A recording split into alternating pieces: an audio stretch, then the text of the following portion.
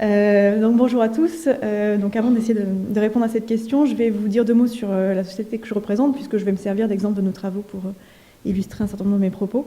Donc rapidement, on est une PME qui développe du logiciel et du service pour le monde végétal, donc principalement l'agriculture. Voilà, et ce à partir d'une expertise pluridisciplinaire. Donc originellement des travaux plutôt sur justement la simulation numérique, ce qui va nous intéresser aujourd'hui à partir de modèles de connaissances, donc issus de l'agronomie et de la biologie végétale, complétés par des approches plutôt data, donc machine learning notamment, et des approches plus informatiques pour apporter nos services via des plateformes web. Ces outils nous permettent globalement de mieux comprendre et anticiper le besoin des plantes, et à partir de ça, on développe des outils, donc logiciels et services, pour ce qu'on appelle le cycle de production du végétal, donc du semencier jusqu'au transformateur et à la grande distribution maintenant, en passant par les phases de production, et c'est aux phases de production qu'on va particulièrement s'intéresser aujourd'hui. Donc, avant de parler de l'usage, oui, on a un certain nombre de partenaires, donc notamment dans les partenaires qui vont nous intéresser aujourd'hui dans les travaux. Donc il y a Centrale Supélec, dont on est spin-off sur tout ce qui est méthodologie pour la simulation et l'apprentissage dans les modèles, mais également on travaille beaucoup avec l'INRA, puisqu'il développe beaucoup d'équations et de modèles pour la simulation. Voilà. Et donc, avant d'essayer de répondre à cette question, je vais m'appuyer sur une clarification donc de ce qu'on entend par simulation numérique, puisque ce n'est pas forcément un terme très répandu en agriculture. Et sur les systèmes vivants, on a une définition un peu différente de ce qu'on peut avoir dans l'industrie. Donc globalement, une simulation, ça repose sur un modèle. Donc on utilise des modèles de connaissances, donc reposant sur des équations qui reproduisent ce que l'on sait du fonctionnement des plantes en physique, en chimie, en agronomie ou en biochimie par exemple. Et un formalisme qu'on aime bien, ça va être de dire que ces sets d'équations nous permettent de produire dynamiquement le fonctionnement de la plante, son phénotype, la biomasse des organes, l'apparition des organes, les stades de développement, etc. À partir d'un état initial, une graine, de séries temporelles que sont l'environnement et les conditions d'entretien et de management de la culture, et d'invariants qui sont les paramètres des équations, qui vont représenter finalement la stratégie génétique de la plante, donc la variété de l'espèce, et également des invariants de la parcelle, des propriétés de la parcelle. Donc sur ce champ-là, la recherche est extrêmement active, extrêmement pointue. On ne reprend pas chez Cybeltech on ne crée pas de nouveaux formalismes, mais notre travail, ça va vraiment être plutôt de porter ça en conditions réelles, de porter ça sur la parcelle et de scaler sur l'ensemble des territoires. Donc vraiment de travailler plutôt sur l'analyse comparative des formalismes, de sorte à choisir ceux qui vont permettre d'être suffisamment précis pour prédire les paramètres de compétitivité d'un acteur filière, la teneur en protéines, le niveau de résidus phytosanitaires par exemple, tout en étant suffisamment simple pour ne consommer que les données qu'on a à disposition. On a beaucoup parlé de cette problématique aujourd'hui. Voilà, on a besoin de travailler avec un set de données extrêmement limité. Et donc, pour pallier à ça, on utilise les modèles de deux manières en simulation. Donc j'ai dit qu'en entrée de ces modèles, on a des invariants qui sont les paramètres, qui nous embêtent en général, puisque ces paramètres, on n'a pas envie de les mesurer, ils dépendent de chaque variété, ils dépendent de chaque parcelle. Et donc on les interroge avec des méthodes d'apprentissage, sans rentrer dans les détails, différentes méthodes similaires à ce qu'on peut utiliser en machine learning, par exemple, qui vont permettre d'estimer ces paramètres à partir de jeux d'essai extrêmement restreints, par contre. Donc voilà, l'idée étant, on a des conditions environnementales dans lesquelles on a mesuré le rendement des réseaux d'essai, par exemple. À partir de ces données-là, on va être capable d'apprendre les paramètres qui caractérisent à la fois la parcelle et le génotype. Et ce qui nous permet de nous passer d'un certain nombre de mesures sur ces paramètres. Et donc, on utilise ces modèles d'une deuxième manière, outre l'apprentissage, c'est la simulation à proprement parler, c'est-à-dire une fois qu'on a l'ensemble de ces données et de ces paramètres, être capable de reproduire finalement une parcelle virtuelle ou un jumeau numérique d'une parcelle, pour piquer un terme de l'industrie, et donc finalement d'avoir une version numérique de l'ensemble de l'état de la parcelle, la plante, à chaque patent de la culture, la journée, l'heure ou l'année, et également de son environnement. Donc voilà, pour retenir le contexte, équation basée sur la connaissance des plantes, apprentissage, simulation et création d'une parcelle virtuelle, d'un jumeau numérique. Donc ça, en quoi est-ce que ça nous aide à repenser les systèmes agronomiques? Donc il y a plein d'éléments de réponse, je vais essayer de vous en proposer 3. Donc le premier, dans un système agronomique, pour avoir une bonne maîtrise du système agronomique, c'est d'être capable de bien le monitorer et d'avoir une bonne connaissance de ce système. Donc la première question, c'est comment est-ce que j'optimise mes mesures au sol pour avoir la meilleure représentation possible, la meilleure connaissance possible de mon système de production. Donc pour ça, on va utiliser ces parcelles virtuelles en considérant qu'avant d'acheter des capteurs et de créer un protocole d'essai et de le mettre en place pour voir les données qui sont pertinentes, est-ce que je mesure plutôt de la biomasse, est-ce que je mets des sondes tensiométriques, etc. On va faire ça d'abord sur des parcelles virtuelles, ce qui nous permet de faire plein d'essais de protocoles différents. Et dans ces essais virtuels, on est capable de quantifier la marge d'erreur sur les paramètres qui m'intéressent, par exemple la prévision de rendement d'un territoire à partir d'un réseau d'essais, quelle précision, quelle incertitude j'ai suivant mes différents protocoles. Donc là, je vous ai présenté un exemple ici sur un réseau d'essais grande culture pour simuler et anticiper le potentiel de rendement à l'échelle d'un silo. Donc la question posée par le client, c'était, voilà, j'ai un réseau d'essais, je peux faire des prélèvements de plants pour faire des mesures de biomasse, des mesures de rendement à la fin de l'année, je peux faire des prélèvements de sol pour avoir des mesures de teneur en argile, etc. Je peux poser des sondes tensiométriques. Donc là, on est vraiment dans une logique d'optimisation de l'échantillonnage. Oui, tout à fait. Donc la question, c'est lesquels de ces moyens je mets en place, sur quoi j'investis pour avoir une meilleure extrapolation, une meilleure virtualisation du potentiel de rendement à l'échelle du bassin. Et donc vous avez le résultat de cette étude-là à droite. Donc si on commence par le graphique le plus à droite, ce qu'on voit finalement, c'est qu'on a une incertitude très faible quand on utilise les rendements des placettes combinés à des sondes tensiométriques ou des prélèvements de biomasse. Ce que le graphique de gauche nous apporte, c'est qu'on estime, donc avec ce système purement virtuel encore une fois, qu'avec du rendement plus des pesées de biomasse en cours d'année, on a quand même un fort biais de surestimation du rendement. Donc on a orienté le client plutôt sur du rendement et des sondes tensiométriques. Est-ce que donc, ce type d'approche est aussi possible en situation de production? Parce que là, on comprend qu'on est en situation expérimentale. Est-ce qu'on peut... Alors, des réseaux de parcelles d'essai, vous pouvez les avoir en conditions expérimentales. Là, en l'occurrence, ce n'est pas le cas, c'est pour de la prévision de rendement grande échelle. Donc c'est des placettes d'un organisme qui va avoir une estimation du rendement sur un territoire. Et donc pour mettre au point des stratégies de production, est-ce que la simulation a aussi un intérêt? Parce que là on le voit dans des logiques plutôt, disons, d'optimisation de plan d'échantillonnage. Ouais. Si on va dans des stratégies de production, quels sont les potentiels de la simulation? Alors, est-ce que je peux juste avoir une toute petite conclusion? Donc, comme je sais que tout le monde a faim, je vais passer sur un... Pardon, je vais aller trop vite. Pas de souci. Simplement, sur ce type d'approche, on nous le demande beaucoup sur tout ce qui est météo, puisqu'une question classique, c'est est-ce que j'achète des stations météo, est-ce que j'achète de la donnée, et où est-ce que je les positionne, etc. Donc, on développe ce type d'approche aussi pour guider le positionnement ou l'acquisition de données de manière générale en fonction des paramètres de compétitivité, donc du rendement que l'on veut mesurer ou de la teneur en sucre des baies de raisin, par exemple, et de l'hétérogénéité que le climat va apporter dans un contexte, dans une région particulière. Donc, je ne vais pas trop rentrer dans le détail. Globalement, ce que j'essaie de vous dire là, c'est que par la simulation, on peut arriver à apporter une réponse aux questions qu'on se pose classiquement quand on veut prendre des mesures. Qu'est-ce qu'on mesure, quand, où et avec quel vecteur? Et ce qui est sympa, c'est qu'on va le proposer par une quantification en fait, du gain de chaque mesure dans l'estimation d'un paramètre de compétitivité.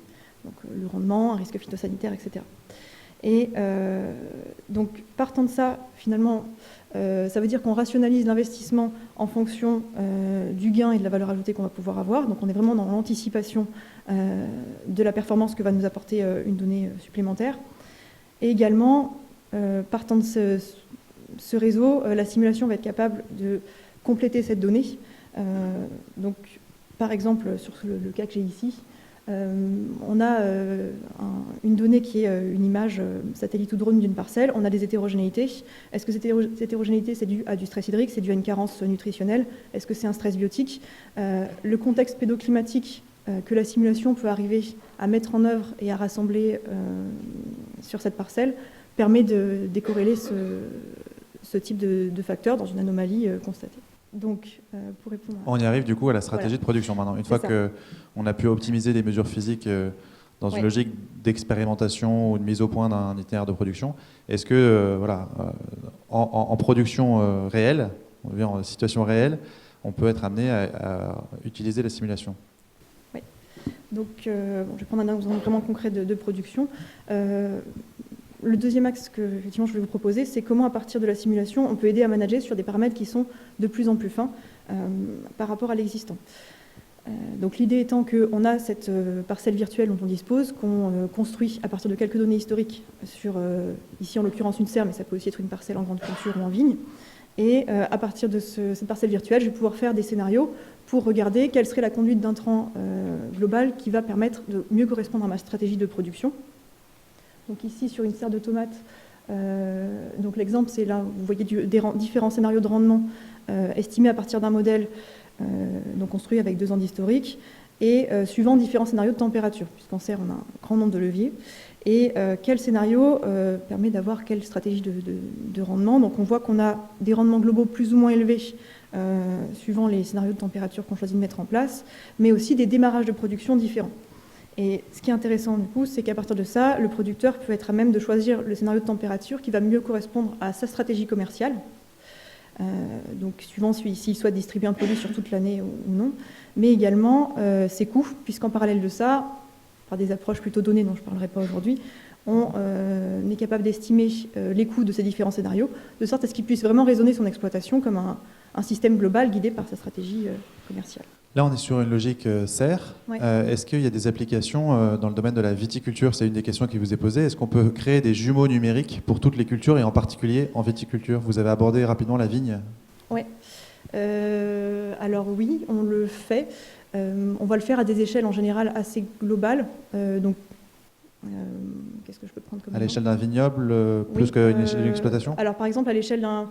Alors non, en fait, à l'échelle d'une parcelle, ce qu'on a travaillé avec l'IFV, là, qui sera publié à Eurovitis cette année, c'est la capacité, avec donc Christian, entre autres, c'est donc d'être capable d'identifier les différents millésimes sur une parcelle après un apprentissage sur... on a pris sur 2 années de données rendement floraison et on est capable du coup de faire des prévisions millésimes à l'échelle de la parcelle et du vignoble. Ce que ça nous permet quoi? Ça nous permet, alors si je reprends un exemple grande culture pour faire un parallèle avec ça, ça nous permet d'identifier où on en est du potentiel annuel, de sorte à mieux prioriser les investissements, puisqu'on parle des intrants. Donc si je reprends un exemple grande culture pour compléter là-dessus, sur l'année 2016, à partir de la 3e semaine de mai, on identifie dans certaines régions de France que le rendement sera extrêmement bas, dû à un déficit de rayonnement. Donc à partir de cette date-là, c'était plus la peine d'investir dans des intrants type azote. Et donc avec ce type de modèle, on l'identifiait à l'échelle cantonale au moment où la donnée météo est disponible, donc en temps réel, ce qui permet de limiter finalement des surinvestissements.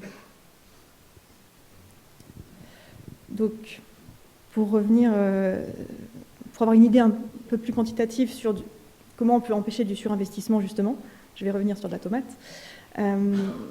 Donc, avec ces scénarios-là, ce qu'on a identifié dans la serre en question, qui est une serre type agriculteur du CTIFL, pour montrer un exemple public, donc on a identifié qu'on avait une surconsommation forte de CO2 par rapport à ce que la plante pouvait absorber. Ça, c'est le modèle qui nous le dit.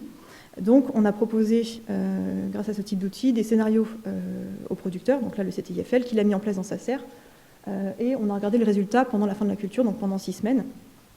Et donc, globalement, pour faire simple, ce qui a été constaté, pour avoir un peu des chiffres, c'est qu'on n'avait pas d'impact significatif sur la production en rendement global, mais aussi en qualité tenant en matière sèche, notamment. Par contre, on avait une économie moyenne de 100 € par hectare et par jour de CO2, donc, ce qui est conséquent en termes de coûts, en plus voilà, des impacts environnementaux qu'on va venir chercher aujourd'hui et des conditions de travail dans la serre. Voilà. Je vous laisse enchaîner. Donc, je finirai, pour prendre un peu d'auteur, par un troisième exemple, donc, sur finalement des stratégies un peu plus globales. Là, on a vu qu'on peut numériser une parcelle, avoir un jumeau numérique de chaque parcelle.